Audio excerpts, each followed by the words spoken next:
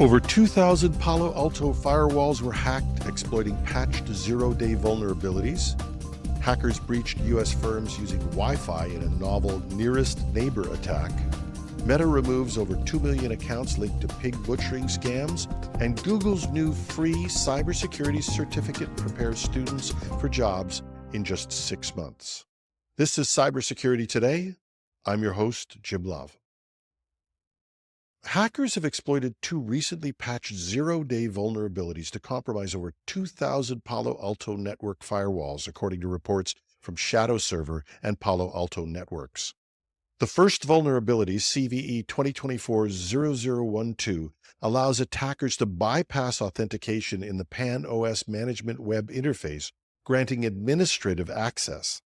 The second, CVE 2024-9474, is a privilege escalation flaw that enables attackers to execute commands with root privileges. Palo Alto Networks disclosed the potential for remote code execution linked to these flaws earlier this month. A coordinated attack chaining these vulnerabilities has been observed, with attackers dropping malware and running unauthorized commands on compromised devices. According to Palo Alto Networks, many of the attacks originated from IP addresses associated with anonymous VPN services. The company's Unit 42 team believes with high confidence that a functional exploit chain is publicly available, potentially enabling further attacks. Earlier this year, the company had also issued a patch for another maximum severity and actively exploited PAN-OS firewall vulnerability, CVE 2024-3400, that impacted over 82,000 devices. Palo Alto Networks advises customers to secure firewall management interfaces by restricting access to trusted internal IP addresses, aligning with its best practice deployment guidelines. Risk of these issues are greatly reduced if you secure access to the management web interface by restricting access to only trusted internal IP addresses, was what the company said in their post.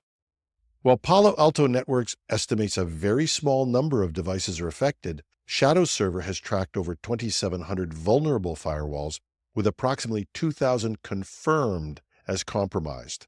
The U.S. Cybersecurity and Infrastructure Security Agency, CISA, has added these vulnerabilities to its known exploited vulnerabilities catalog, requiring federal agencies to patch their firewalls by December 9th. Russian state-sponsored hackers known as Apt28 or Fancy Bear pulled off a highly creative cyber attack exploiting Wi-Fi networks from thousands of miles away.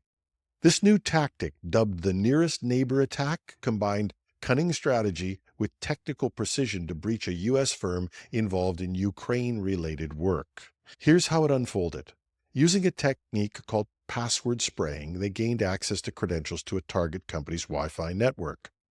But there was a catch.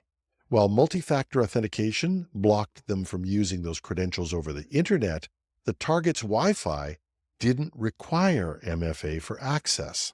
And thousands of miles away, this could have been a dead end. But the attackers got innovative. They found a nearby company within Wi-Fi range of the ultimate target, hacked into their network, and found a device that had both wired and wireless connections. This device became their bridge. The hackers used RDP to control that nearby device, and it logged into the target's Wi-Fi. Once inside the target's network, the hackers were able to maintain a low profile by relying on native Windows tools, and they were able to successfully exfiltrate data they were looking for, in this case, information about projects related to Ukraine.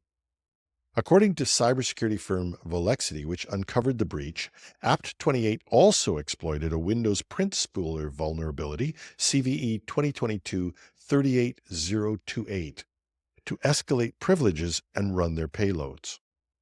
This vulnerability was identified in April 2024 in a Microsoft report, which helped connect the dots to the Russian threat group. What makes this attack remarkable is its ingenuity. By chaining together multiple compromises and leveraging devices within Wi-Fi range, the hackers circumvented MFA without physical proximity to the target. This tactic not only highlights vulnerabilities in corporate Wi-Fi networks, but it also challenges assumptions about how far attackers will go to gain closed access. The lesson? Wi-Fi networks need the same level of protection as internet-facing systems. MFA, device restrictions, and continuous monitoring are essential to closing gaps, but sophisticated attackers will inevitably exploit them. On our weekend show, David Shipley pointed out that although a lot of our attention goes deservedly to things like ransomware and other technical compromises, fraud is still one of the biggest issues for individuals and companies. And an indication of how big that problem is, Meta removed more than 2 million accounts tied to pig butchering and other scams from its platforms this year, targeting operations that exploit vulnerable users with deceptive schemes.